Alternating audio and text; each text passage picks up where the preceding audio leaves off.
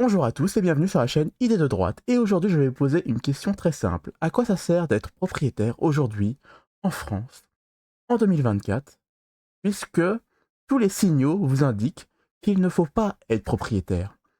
En effet, la taxe foncière augmente lorsque des squatteurs arrivent, juste commandent une pizza en arrivant chez vous et changent la serrure. Eh bien, ils deviennent indélogeables et si vous essayez de louer un bien qui vous appartient, vous allez avoir beaucoup de problèmes avec la personne qui loue votre appartement, ou votre maison, puisque dès qu'il y a un problème, la justice sera du côté de la personne qui loue l'appartement et pas de votre côté, évidemment.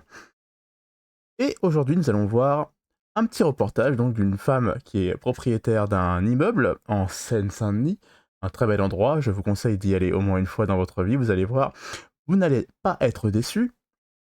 Et des squatteurs, bien sûr, sont à l'intérieur et même si cette personne a eu gain de cause du côté de la justice, les squatteurs ne veulent pas partir quoi qu'il arrive.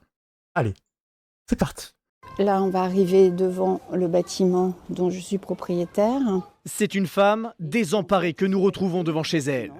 Sous les regards menaçants de ses squatteurs, Caroline nous explique que cela fait 2 ans qu'elle tente de récupérer son bien, alors même que la justice a ordonné l'expulsion des occupants illégaux.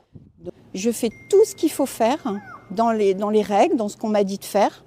Et en fait, je n'arrive pas à obtenir la libération de ce bâtiment qui, je le rappelle, les décisions de justice demandent à ce que ce bâtiment soit expulsé, soit libéré. Cette propriétaire désespérée vit dans l'angoisse permanente. Elle a appris au tribunal que ces squatteurs avaient, sans aucune déclaration ni autorisation, construit un mur à l'intérieur même de la propriété. Si le mur s'effondre sur un des enfants, eh ben c'est moi qui irai en prison, c'est personne d'autre. Donc moi, je le vis très mal, très mal. Ces squatteurs peuvent compter sur le soutien de plusieurs associations de défense des sans-papiers. Alors que nous sommes en pleine interview, des bénévoles, eux-mêmes squatteurs de leur propre aveu, nous demandent de quitter les lieux. Vous êtes devant chez des gens, vous les embêtez, donc on vous demande de partir. Moi, j'ai même pas pu rentrer, d'accord? On n'a même pas essayé de partir avec nous, de parler avec moi. Mais bien Que ça sûr, vous bah, plaise bien ou sûr. non, c'est comme ça. Ah bah oui. Alors que les associations continuent de faire pression, le préfet de Seine-Saint-Denis, mutique depuis 2 ans, n'a toujours pas mobilisé les forces de l'ordre pour appliquer la décision de justice et faire évacuer l'immeuble.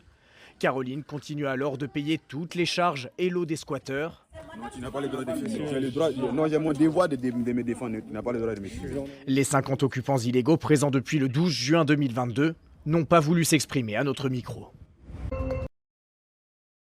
Alors ils sont 50 à l'intérieur et j'avais oublié de le dire, mais c'est que en plus s'il y a un accident à l'intérieur, bah, c'est pour votre pomme, hein, voilà, simplement. C'est pas de la faute des squatteurs, c'est de la faute du propriétaire de l'immeuble.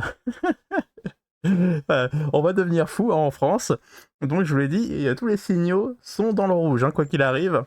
Et du coup, j'aime bien parce que je compare ça avec là où je réside, au Japon, c'est que au Japon, s'il y a le moindre mec qui vient juste poser son pied sur le pas de la porte, en fait, les flics débarquent et en fait, le mec va en prison direct. Ça, c'est dans un pays normal. Mais en France, on marche sur la tête.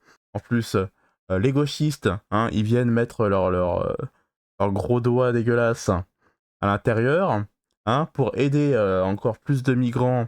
Parce que dans cet exemple-là, on voit bien que c'est des migrants qui sont entrés dans l'immeuble. Et en plus, les migrants sont très au fait des lois. Tu n'as pas le droit de me filmer, je suis dans mon droit, arrête de filmer s'il te plaît, blablabla. Bla.